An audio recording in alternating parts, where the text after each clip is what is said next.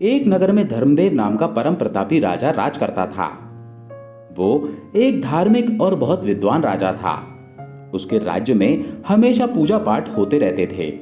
वो विद्वान पंडितों से यज्ञ इत्यादि कराता रहता था। राजा के दरबार में एक से बढ़कर एक विद्वान ब्राह्मण रहा करते थे। इस तरह राजा का दरबार विद्वानों से भरा हुआ था। राजा की रानी भी राजा की तरह ही परम दयालु और धार्मिक थी। वो नित्य दान पुण्य किया करती थी। वो राज दरबार के मंदिर में अपने हाथ से बनाई मीठी रोटियां ठाकुर जी की पूजा करने के बाद और भोग लगाने के बाद बांटा करती थी। कभी कभी राजा भी रानी के पुण्य कर्मों में हाथ बटाता था। रानी की निष्ठा थी कि वो अपने भोजन के लिए कभी किसी रसोइये की मदद नहीं लेती थी। वो नौकर और दासियों को भी अपने भोजनालय से दूर ही रखती थी। वो खुद ही अपने लिए और राजा के लिए भोजन बनाती और सबसे पहले उस भोजन को ठाकुर जी को भोग लगाती।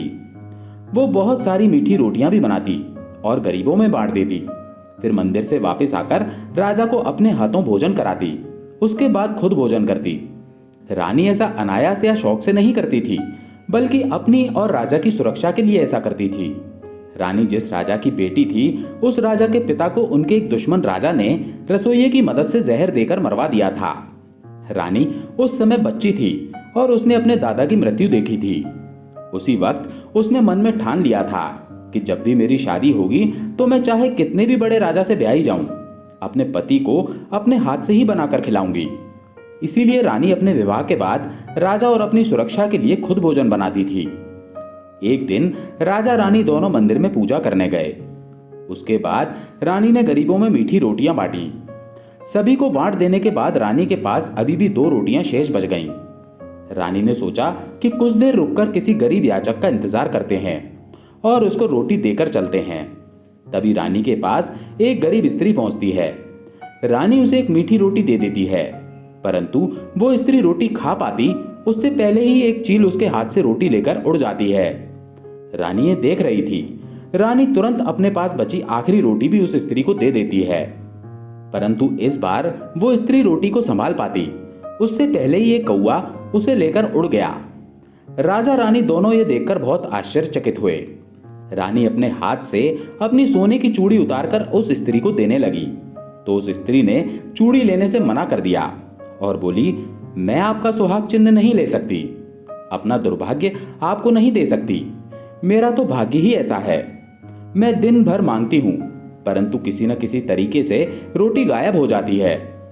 किसी तरह शाम तक एक रोटी बचती है और उसी को खाकर जिंदा रह लेती हूं। राजा रानी के साथ अपने दरबार में आ गया। सहसा उसे ख्याल आया कि मैंने तो 100 से ज्यादा विद्वानों को पाल रखा है। उन विद्वानों की परीक्षा लेनी चाहिए कि वास्तव में वे विद्वान हैं या फिर राज दरबार का राशन बर्बाद कर रहे हैं।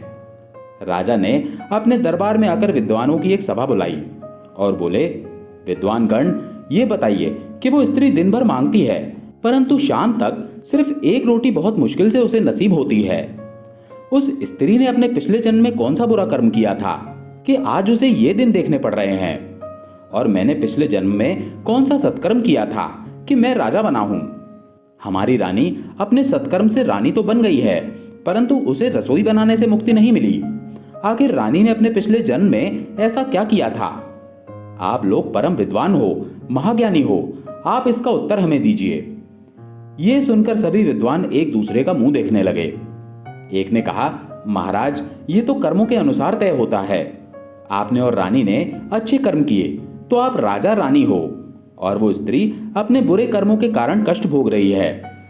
राजा बोले, ये मेरे प्रश्न का उत्तर नहीं हुआ। इतनी बात तो कोई मूर्ख आदमी भी जानता है। आप में और आम आदमी में अंतर होने चाहिए। आप जिस आसन पर बैठे हो वो विद्वानों का आसन है, उस पर सिर्फ विद्वान ही बैठ सकता है, और आप अपने आप को विद्वान मानते हो तो आपको मेरे प्रश्नों का उत्तर देना ही होगा। मैं इन प्रश्नों के उत्तर के लिए आप सबको 3 सप्ताह का समय देता हूं। प्रश्नों का उत्तर देने वाले को हम 1000 स्वर्ण मुद्राएं देंगे और उसे राज दरबार में अपने हाथों सम्मानित करेंगे, और जो उत्तर नहीं दे पाएगा उसे कठोर दंड भी देंगे। उसे नगर में गधे पर बिठाकर घुमाया जाएगा, उसके बाद फांसी पर चढ़ाया जाएगा। आप लोग अभी से अपने काम पर लग जाओ।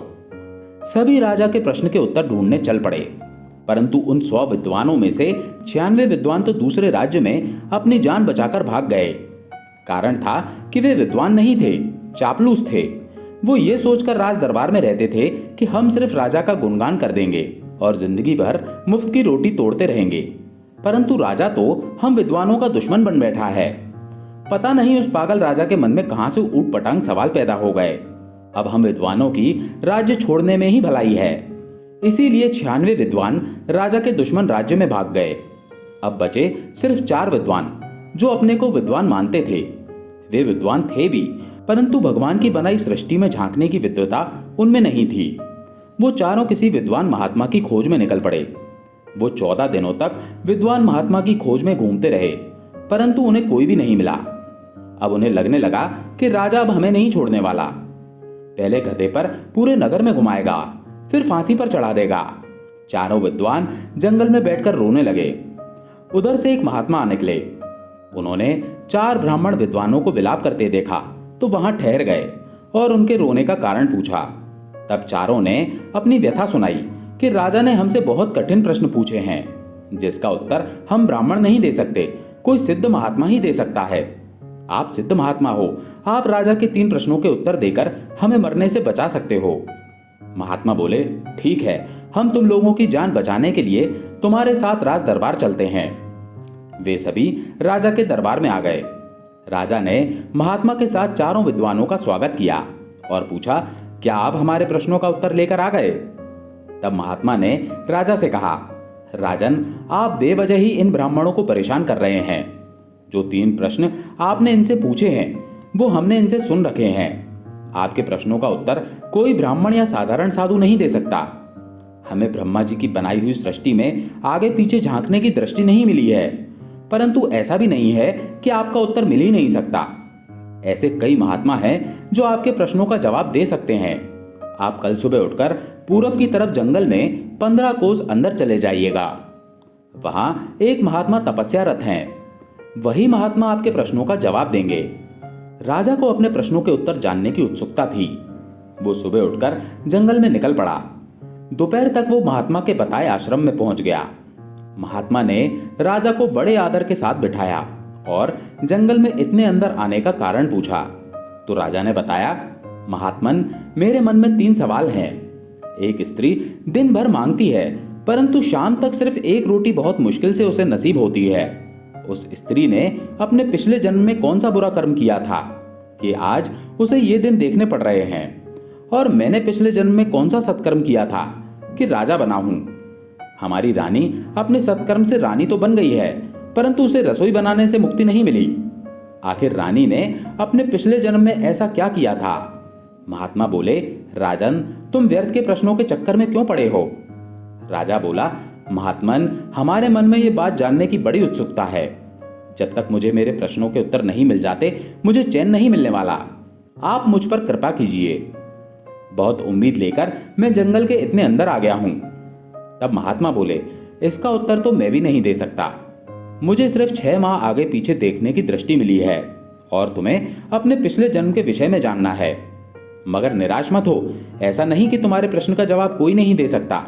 तुम्हारे प्रश्नों का जवाब एक सेठ का लड़का दे सकता है, जिसकी मृत्यु बस 1 दिन में होने वाली है। तुम्हें इसके लिए अभी के अभी जाना होगा। यहाँ से 10 कोस उत्तर की ओर जाने पर तुम्हें एक गांव मिलेगा। वहां एक सेठ का 5 साल का लड़का तुम्हें मिलेगा। उसकी मृत्यु से पहले तुम वहां पहुंच जाना और कहना कि बड़े भैया, तुम मेरे 3 प्रश्नों का जवाब दे दो। वो बालक तुम्हें तुम्हारे प्रश्नों के जवाब दे देगा। राजा वहां से तुरंत ही उस गांव के लिए निकल पड़ा। 10 कोस चलने के बाद राजा उस सेठ के घर पहुंचा। उसने सेठ को बताया कि वो राजा धर्मदेव है और उसके बालक से अकेले में कुछ बात करना चाहता है। उस बालक की तबीयत कुछ ठीक नहीं थी। राजा बालक के पास गया और बोला, बड़े भैया, तुम मेरे 3 प्रश्नों का जवाब दे दो। बालक बोला, बस कुछ ही देर में मेरी मृत्यु होने वाली है। इससे पहले कि मेरी मृत्यु हो जाए, तुम जल्दी से सवाल पूछो। तब राजा ने कहा, एक स्त्री दिन भर मांगती है, परंतु शाम तक उसे सिर्फ एक रोटी बहुत मुश्किल से नसीब होती है। उस स्त्री ने अपने पिछले जन्म में कौन सा बुरा कर्म किया था कि आज उसे ये दिन देखने पड़ रहे हैं? और मैंने पिछले जन्म में कौन सा सत्कर्म किया था कि राजा बना हूं? हमारी रानी अपने सत्कर्म से रानी तो बन गई है, परंतु उसे रसोई बनाने से मुक्ति नहीं मिली। आखिर रानी ने अपने पिछले जन्म में ऐसा क्या किया था। तब बालक ने बताना शुरू किया, हे राजन, ध्यान से सुनो। पिछले जन्म में तुम मेरे छोटे भाई थे। हम कुल 3 भाई थे। हम एक बूढ़े हो चुके ऋषि के आश्रम में शिक्षा ग्रहण करते थे। ऋषि चलने फिरने में असमर्थ थे। उनके आश्रम में हम तीनों भाई शिक्षा ग्रहण करते थे। ऋषि हमें भिक्षा के लिए चारों दिशाओं में भेजते थे। वो जिस दिशा में कहते हम तीनों उसी दिशा में चले जाते। उत्तर दिशा में जब हम भिक्षा मांगने को जाते तो एक गांव पड़ता था। उसमें एक गरीब स्त्री रहती थी। वो हम तीनों भाइयों को ताजा भोजन बनाकर खिलाती। वो तुम्हें विशेष प्यार करती थी। वो हमें खाना खिलाने के बाद तुम्हारे लिए अलग से भोजन बांधकर दे देती, मगर तुम उस भोजन को खुद नहीं खाते थे। तुम उस भोजन को ऋषि को दे देते थे। किसी दिन गुरुजी हमें दक्षिण दिशा में भेज देते। उधर दुर्जनों का गांव था। वहां कोई कुछ नहीं देता था, बल्कि हमें भगा देता। उस गांव के बाहर एक वेश्या रहती थी। हम उसके दरवाजे पर भी भिक्षा मांगने जाते तो वो बाहर आती और हमसे समागम का अनुरोध करती। जब हम उसके अनुरोध को ठुकरा देते तो वो बहुत क्रोधित होती। वो अंदर से 3 रोटी लेकर आती और हमें झोली फैलाने को कहती। जब हम झोली फैलाते तो वो रोटी खुद खा जाती। वो 2 रोटियां तो पूरी खा जाती, तीसरी में भी 3/4 खा जाती और बची हुई थोड़ी सी झूठी रोटी के 3 भाग कर हमारी झोली में डाल देती। हम 2 भाई तो उसकी रोटी वहीं फेंक देते, परंतु तुम उस छोटे से टुकड़े को आश्रम लेकर आते और ऋषि को दे देते।